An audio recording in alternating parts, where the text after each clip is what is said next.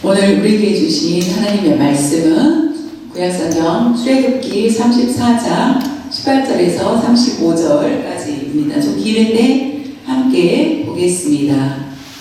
너는 모세에게 너는 누룩이 없는 빵을 먹는 절기 무교절을 지키되 내가 네게 명령한 대로 아비멀 지금 말하면 3월에서 4월 정도로 얘기합니다. 아비멀 그 절기에 이래 동안 무교병을 먹으라. 이는 네가 아비멀의 애굽에서 나왔음이니라. 모든 첫 태생은 다 내 것이며 내 가축의 모든 처음 난 수컷인 소와 양도 다 그러하며 하나님의 것이다 라는 말씀입니다. 나귀의 첫 새끼는 어린 양으로 대속할 것이요 그렇게 하지 아니하려면 그 목을 꺾을 것이며 나귀의 목을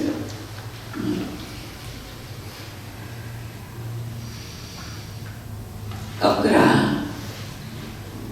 네 아들 중 잠자는 다 대속할지며 빈손으로 내 얼굴을 보지 말지니라.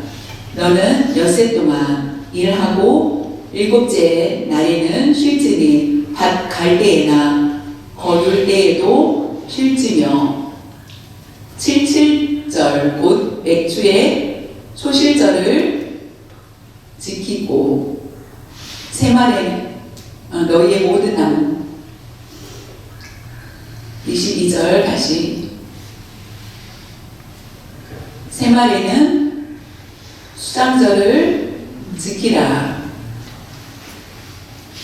너희의 모든 남자는 매년 3번씩 주 여호와 이스라엘의 하나님 앞에 보일지라.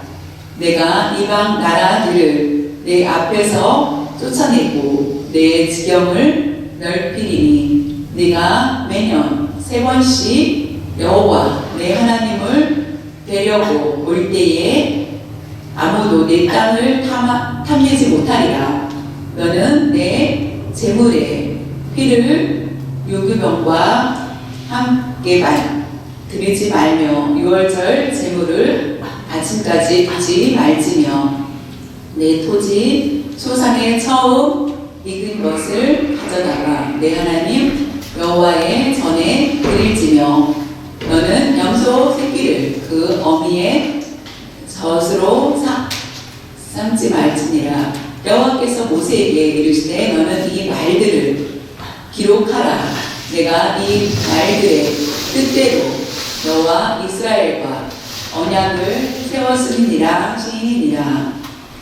모세가 여호와와 함께 40일 40야를 거기 있으면서 떡도 먹지 아니하였고 물도 마시지 아니하였으며 여호와께서는 언약의 말씀 곧 십계명을 그 판들에 기록하셨더라. 모세가 그 증거의 두 판을 모세의 손에 들고 시내 산에서 내려오니 그 산에서 내려올 때에 모세는 자기가 여호와와 말하였으므로 말미암아 얼굴 피부에 광채가 나나 깨닫지 못하였더라.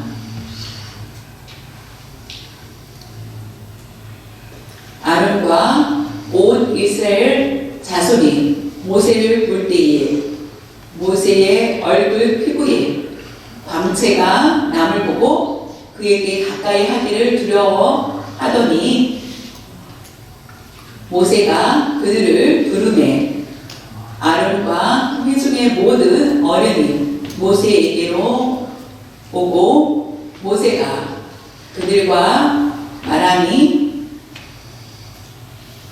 그 후에야 온 이스라엘 자손이 가까이 오는지라.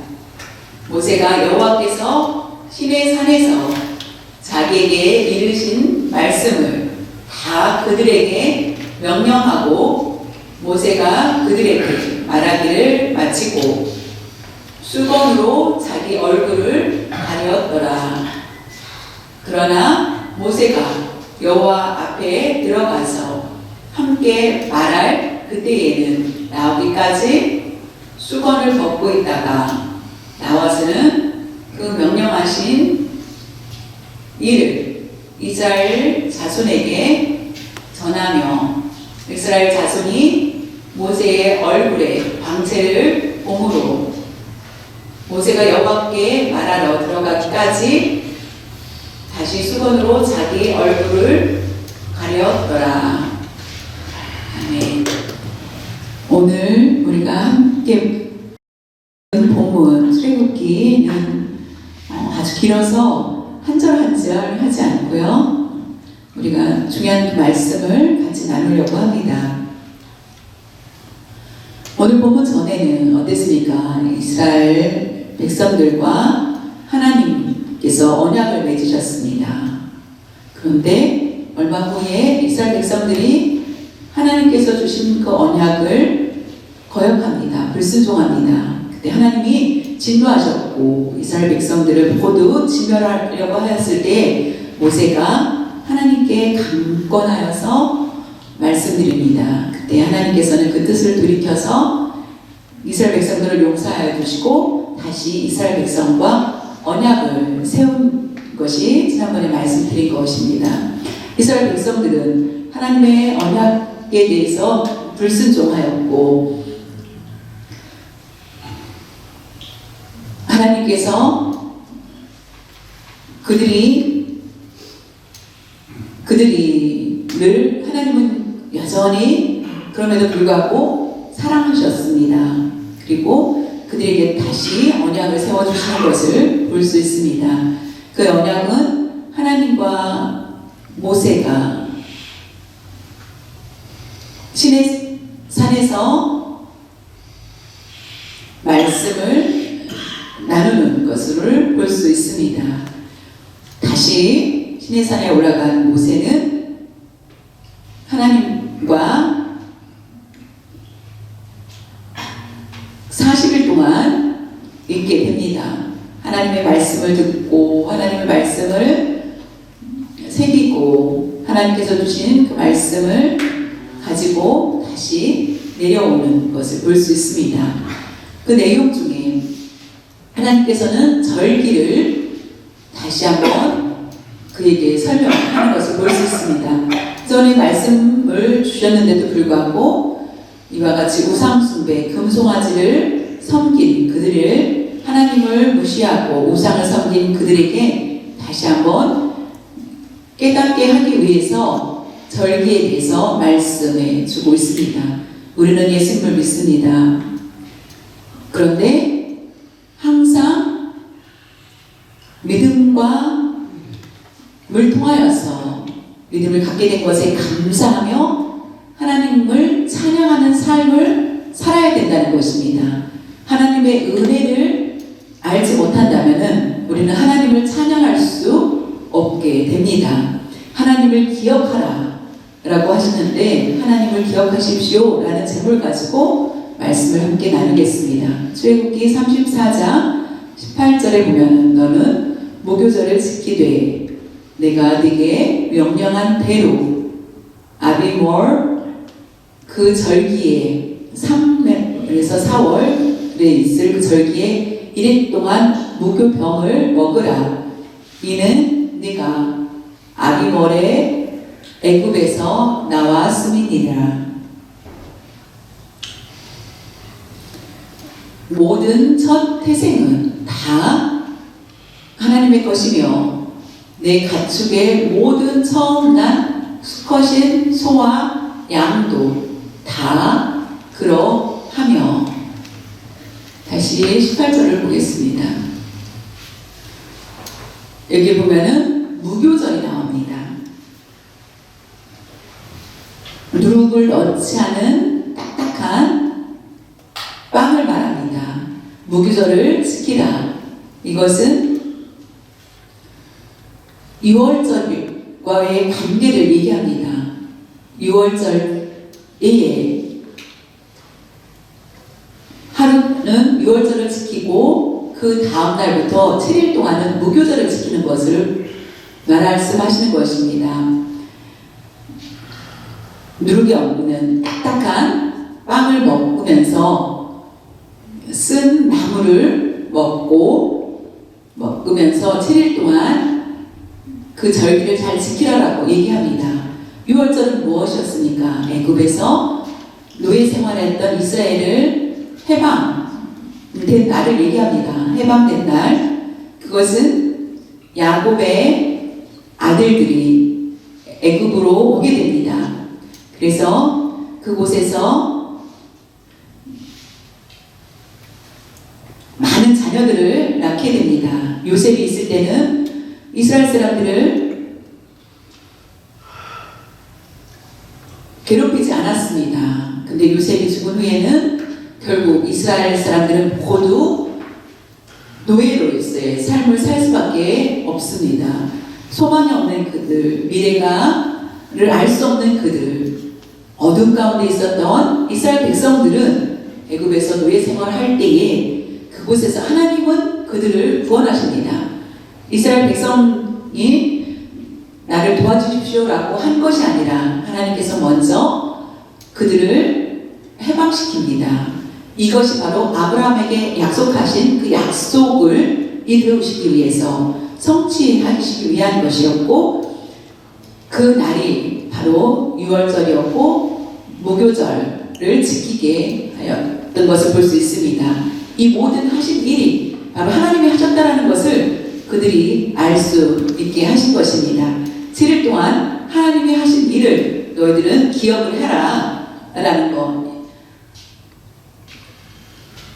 무교병을 먹으며 쓴나물을 먹으며 우리를 인도하여 주신 하나님을 기억하는 절기로 지키라는 말씀입니다.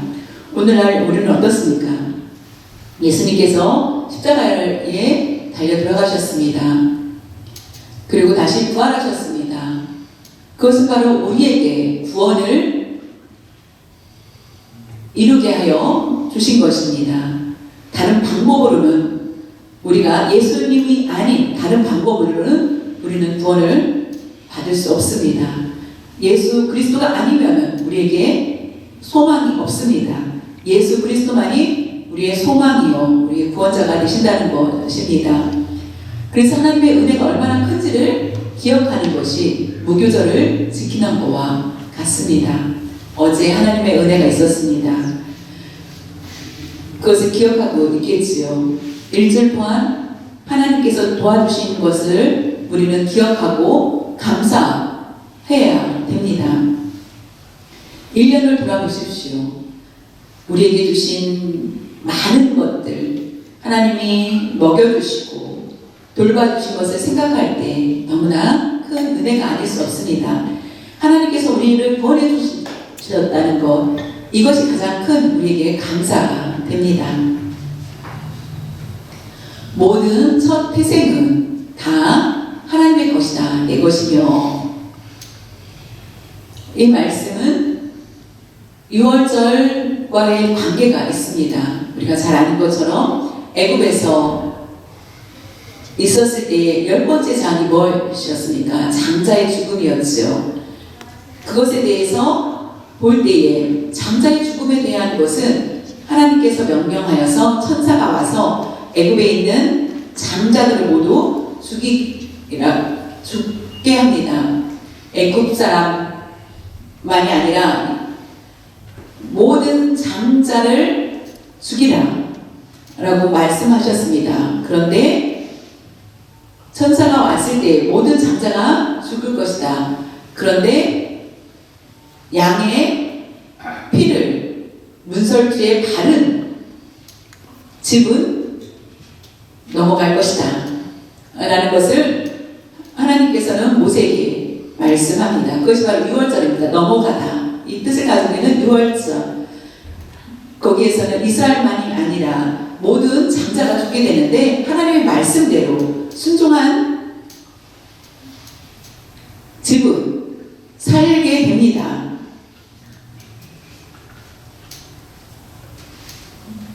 자는 하나님의 것이다 라는 것을 여기서 보여주는 것입니다. 첫 태생은 내 것이며 라고 말씀하신 것처럼 첫 태생이라는 것이 나귀가 있었습니다. 나귀의 짐승임은 거룩하지 못하기 때문에 하나님께 드릴 수가 없습니다. 첫 나귀라 할지라도 나귀와 양을 바꿔서 양을 드려야만 하나님께서 받으실 수 있게 되고, 만약에 근데 양도 없다 그렇다면은 첫 나귀는 이의 목을 꺾어서 죽게 하라는 것이 하나님의 뜻이라는 것을 볼 수 있습니다. 우리의 삶은 어떻습니까? 우리의 물질 풍족하고, 그런데 그 물질이 모두 하나님께서 주신 거라는 것을 기억해야 된다는 것입니다. 우리의 재능을 가지고 있습니다. 그래서 많은 일을 잘해서 돈을 벌고 있습니다. 그런데 이 모든 재능도 하나님께서 우리에게 주신 재능이기 때문에 우리가 물질을 얻을 수 있는 것입니다. 이 재능도 하나님이 허락하지 않으셨다면 우리에게는 이런 재능들이 있을 수 없습니다.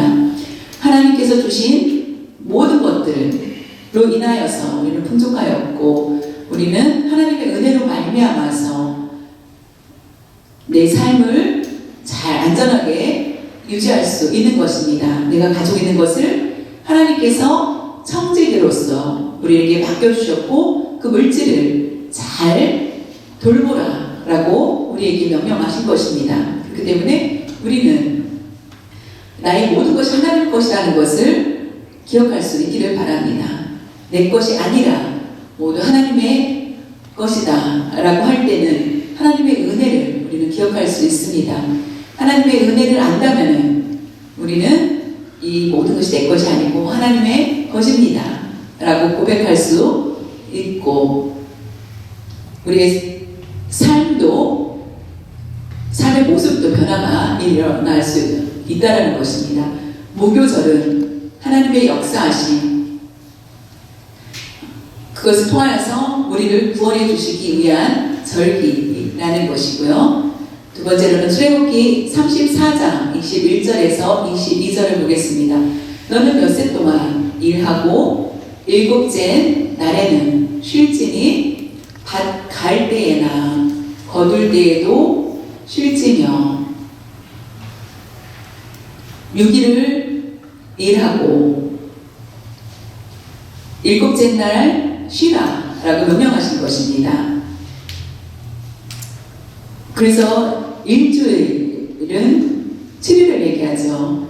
6일에서 하루 하면 주일날을 얘기합니다.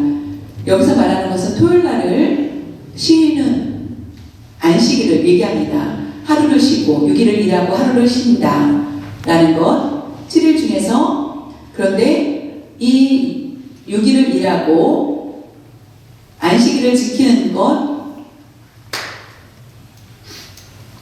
그것이 바로 쉬는 것이 바로 하나님의 뜻이라는 것입니다. 안식일에 쉬고 6일은 일을 하는 것. 그런데 만약에 그렇지 않다면은 하나님의 뜻이 아니라는 것입니다. 밭을 갈지 말고 아무 일도 하지 말고 쉬라. 6일은 일하고 하루는 온전히 쉬라. 그리고 하루는 온전하게 하나님께 예배를 드리라라고 얘기합니다. 오늘 본문은 안식일이 토요일입니다. 그런데 우리가 주일날 예배를 드리는 것은 예수 그리스도의 부활이 바로 주일날 부활을 하셨기에 우리는 초대교회에서 주일날 예배를 드리기 시작하였고, 예수 그리스도의 부활을 기념하고 기쁜 날, 그날이 바로 안식일이다 라고 하여서 우리는 주일날 예수 그리스도를 믿기 때문에 주일날을 예배 드리고 안식일로 지키게 됩니다. 그래서 주일 성소를 철저히 하는 것이 굉장히 중요하다는 것입니다. 하나님께서 명령하셨기 때문이죠. 6일은 일하고 주의 날은, 하나님의 날은 온전히 하나님께 예배를 드려야 된다는 것을 우리에게 말씀해 주고 있습니다. 이것이 얼마나 감사한지, 주일날 6일 동안 일을 하고 하루 동안 하나님께 온전히 예배를 드릴 수 있는 것, 이것이 우리에게 가장 큰 은혜며 기쁜 날이고 감사한 날이며, 하나님께서 우리에게 예배를 통하여서 다시 말씀을 주시고 우리에게 회복과 기쁘게 찬양할 수 있는 능력을 주신다는 것입니다. 우리가 얘기해 주신 것이 바로 안식일이라는 것입니다.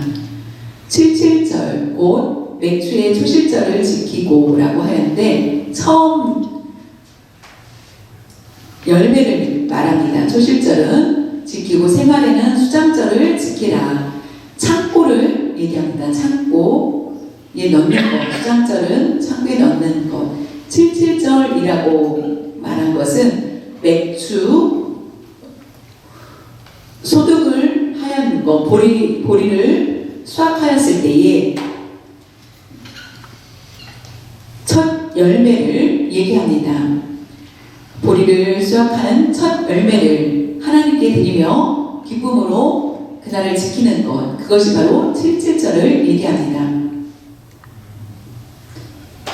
우리가 1월 1일 새해 새로운 마음으로 시작하였습니다. 그것이 하나님의 은혜이죠. 2024년 1월 1일부터 지금까지 우리가 일도 열심히 할 수 있도록 인도하여 주신 것 생각할 때 얼마나 감사합니까? 밭에 일을 하는 것, 농부가 일을 하는 것처럼 우리에게 재능을 주셔서 일을 할 수 있는 것, 이것이 감사하고, 그리고 맥주의 초실절을 지키고 라는 것, 첫 열매를 하나님께 바치라. 먼저 우리는 항상 생각해야 될 것은 첫 열매라는 것입니다. 그리고 마지막에는 수장절을 지키라고 한 것은 11월 말 겨울이 오기 전에 추수를 하여서 창고에 드리고 그것을 기념하고 하는 날을 바로 수장절이라고 합니다. 1년 동안 여러 가지 하나님이 주신 것을 생각하고 기념하는 것을 가르쳐주고 있습니다. 결국 공통적인 것은 무교절, 안식일, 77절, 수장절의 모습은 양식을 주는 것을 볼 수 있습니다. 6일 동안 일을 하고 먹을 것을 주시고 지켜주시고 해와 비와 공기와 여러 가지를 자연을 통하여서 우리를 공급해 주시는 것을 볼 수 있습니다. 77절을 통하여서 우리에게 공급하여 주시고, 수장절을 통하여서 우리가 복간의 음식을 모아두어서 그것을 먹을 수 있게 하는 것을 볼 수 있습니다. 그것을 지키라 라고 말씀하셨습니다. 지금은 어떻습니까? 이렇게 하나님께서 우리를 지켜주셨기 때문에 우리가 우리의 삶을 살아갈 수 있도록 하나님께서 은혜를 주신 것을 볼 수 있습니다. 하나님의 보호하심을 통하여서 내가 이 자리에 있는 것, 그것이 하나님의 은혜가 아닐 수 없습니다. 구원을 이루었지만 모든 일도 하나님께서 우리를 인도하여 주신다는 것입니다. 40년 동안 하나님께서 그들을 먹여주시고 인도하여 주신다는 것을 말씀해 주고 있습니다. 가나안 땅에 들어갈 때 그들은 하나님께서는 그 가나안에 있는 다른 족속들을 모두 물리쳐 주시고 이스라엘 백성들이 들어가서 살 수 있도록 인도하여 주신 것을 볼 수 있습니다. 그들이 두려워할까? 가나안 땅에 들어가기 전에 하나님께서는 그들에게 안전하게 들어갈 수 있도록 인도하여 주신 것을 볼 수 있습니다. 가나안 땅에 가서 그들은 모든 일들이 형통하였고 하나님께서 이것을 공급해 주셨다라는 것을 아는 것을 볼 수 있습니다.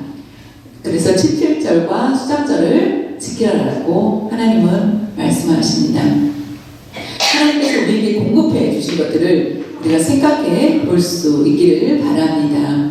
출애굽기 34장 34절 35절에 보면 그러나 모세가 여호와 앞에 들어가서 함께 말할 때에는 나오기까지 수건을 벗고 있다가 나와서는 그 명령하신 일을 이스라엘 자손에게 전하며 이스라엘 자손이 모세의 얼굴에 광채를 봄으로 모세가 여호와께 말하러 들어가기까지 다시 수건으로 자기 얼굴을 가렸더라. 모세는 시내산에서 하나님의 명령을 받고 다시 언약을 받게 됩니다. 하나님과 함께 합니다. 모세는 40일 동안 음식도 먹지 않고 하나님과 함께 교제하는데 그 40일이 아마 하루와 같지 않았을까라고 합니다. 다시 내려왔을 때에 이스라엘 백성들이 들어와 있습니다. 모세를 보고 그의 얼굴이 빛이 나기 때문에 그 광채로 인하여서 이스라엘 백성들은 너무나 두려워하였고 아론과 지도자들을 오게 하여서 그들에게 하나님의 말씀을 전하였고 그 다음에 백성들을 모아서 하나님의 말씀을 전하게 되는 것을 볼 수 있습니다. 하나님을 만나 대화할 때 그 수건을 쓰지 않고 있다가 백성들 앞에서 수건을 가린 것, 하나님은 빛이시기 때문에 하나님은 방대하시고 하나님의 빛은 너무 놀랍기 때문에 모세는 하나님 앞에서는 수건으로 얼굴을 가리지 않았지만 내려왔을 때는 자기 얼굴을 가리는 것을 볼 수 있습니다.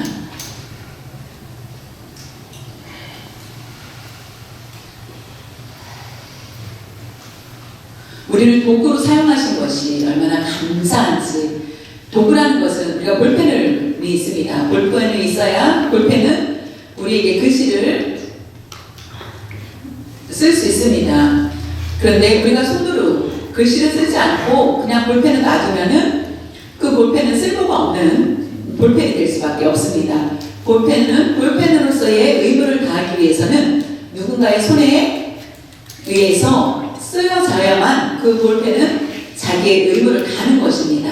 그런 것처럼 우리가 하나님의 도구로서 우리를 부름받았는데 우리가 그 도구로서의 쓰임을 받지 못한다면은 우리는 쓸모없는 자가 된다는 것입니다. 우리가 하나님의 필요에 의해서 잘 쓰임을 받을 때 하나님께서는 우리를 통하여서 하나님의 영광을 받으신다는 것입니다. 나는 네가 필요해. 그래서 우리를 도구로서 우리를 사용하기를 원하고 계십니다. 하나님께서는 모세를 부르셨습니다. 모세를 명하여서 그 하나님의 말씀을 전하게 하였고 그 모세는 중재자의 역할을 하면서 얼마나 기뻤겠습니까? 하나님의 말씀을 전하는 자 얼마나 감사하겠습니까? 그 입장에서는 하나님의 말씀을 전하는 모세, 하나님의 말씀을 그대로 전할 때에 모세는 지금 저는 하나님의 말씀을 전하고 있습니다. 제가 모세가 되었다면 하나님의 말씀을 전한 후에 저는 내가 더 위에 있으니까 성도님들은 더 밑에 있으시오라고 하지 않는다라는 것입니다. 저는 말씀 아래에 내려가면은 다시 성도님들과 같은 자리에 있다라는 것입니다. 저에게 맡겨진 것은 하나님의 부름을 받고 하나님의 말씀을 전하는 자입니다. 그리고 말씀을 다 전한 후에는 성도님들과 같은 하나님의 백성입니다. 우리가 어떤 도구로 어떤 모습으로 하나님의 하나님의 부르심을 받고 있느냐는 다르겠지만은 하나님의 백성은 모두 똑같다는 것입니다. 모세는 하나님의 종으로 부름을 받고 하나님의 말씀을 전하는 자였습니다.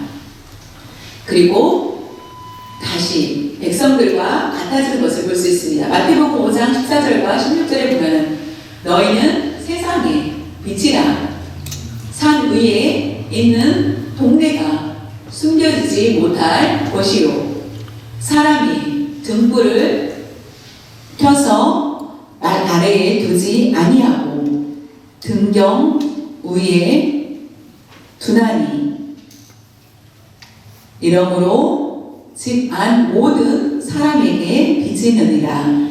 이같이 너희 빛이 사람 앞에 비치게 하여 그들로 너희의 착한 행실을 보고 하늘에 계신 너희 아버지께 영광을 돌리게 하라.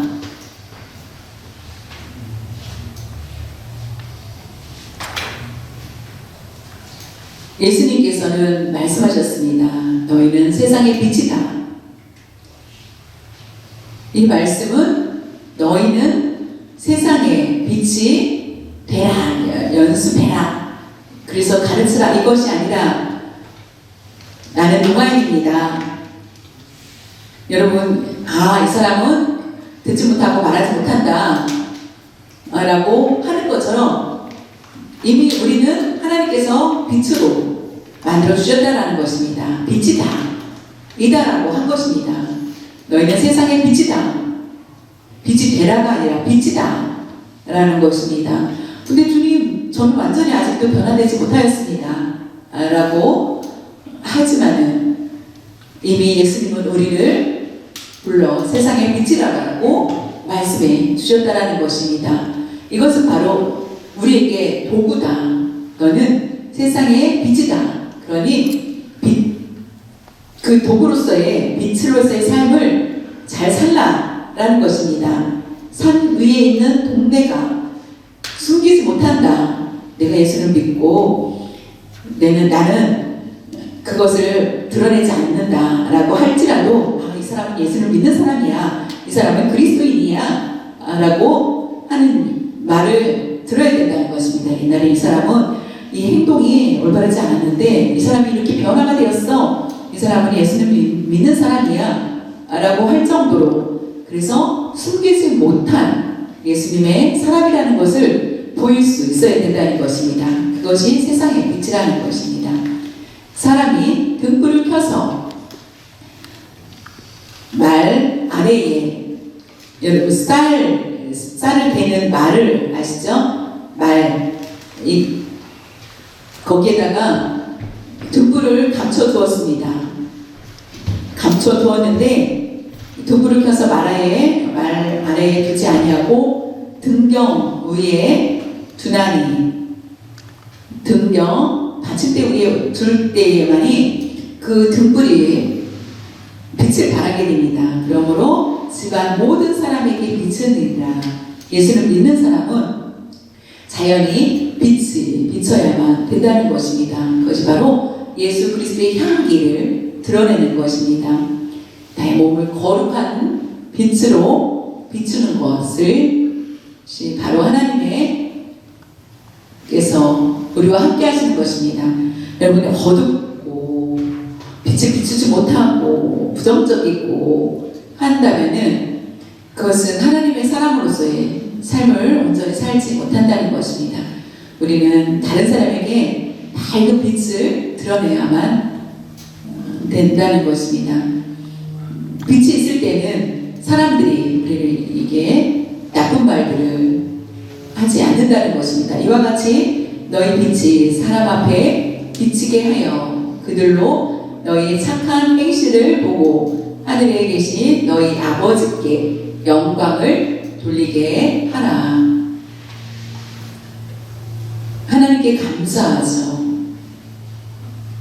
등불을 가지고 사막에 가지고 간다면 그 등불은 사람이 다니지 않는 곳이기 때문에 그 등불은 필요가 없습니다. 그러나 사람이 다는 곳에 등불을 두면은 밝은 빛을 바라게 됩니다. 그런 것처럼 우리에게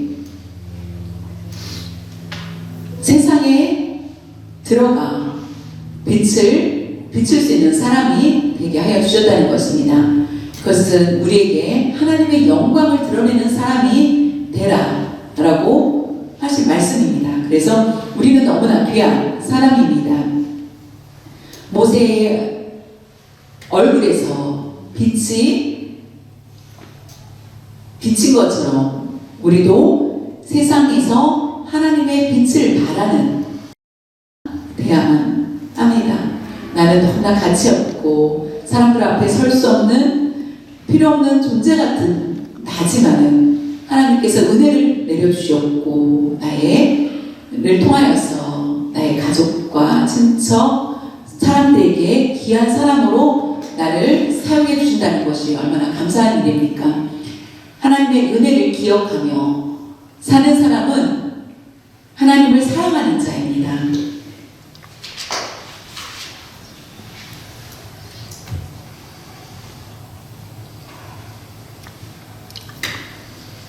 우리는 예수님을 믿고 있습니다. 그런데 예수님을 믿지 않는 사람처럼 행하려 한다 할지라도 우리는 그리스도인이기 때문에 그리스도인으로서의 삶이 드러날 수밖에 없다는 것을 우리는 잘 기억할 수 있기를 바랍니다. 우리 100% 완전하지 못하지만은 우리가 어디를 가든지 빛을 발하는 그런 삶을 살 수 있기를 바랍니다.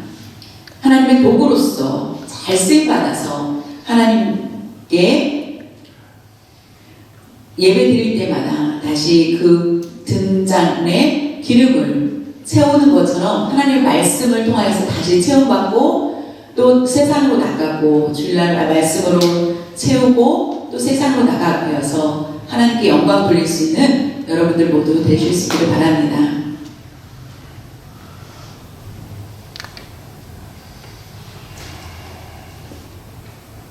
하나님의 은혜를 기억하지 않는다. 그러면은 예수님을 믿는데도 불구하고 하나님의 은혜를 잊어버리고 사는 사람은 결국 곧 교만할 수밖에 없습니다. 교만의 특성은 하나님의 은혜를 잊어버리는 것이 바로 교만이라는 것입니다. 모든 일 하나님께서 해주신 것인데 내가 할 거야. 내가 우선시되고 할 때에는 내가 드러날 때는 결국 하나님이 하신 것이 아니라 내가 한 것입니다. 그래서 결국은 교만이 한 삶을 통하여서 하나님께서 그 삶을 받지 못하신다는 것입니다. 하나님의 공급을 인정하지 않고 내가 한 것이야 라고 하는 모든 것들이 바로 교만이라는 것입니다.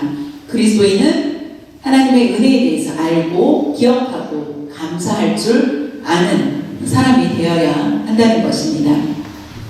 하나님께서 이스라엘 백성들에게 무교절을 지키게 하셨고 77절을 지키라 하였고 수장절을 지키라라고 말씀하셨습니다. 그것은 무엇입니까? 하나님의 하신 일들, 이 모든 것들이 하나님이 하신 일이라는 것을 기억하고 그 은혜를 기억하라는 말씀입니다. 우리에게 오늘날 우리는 무엇을 기억해야 됩니까?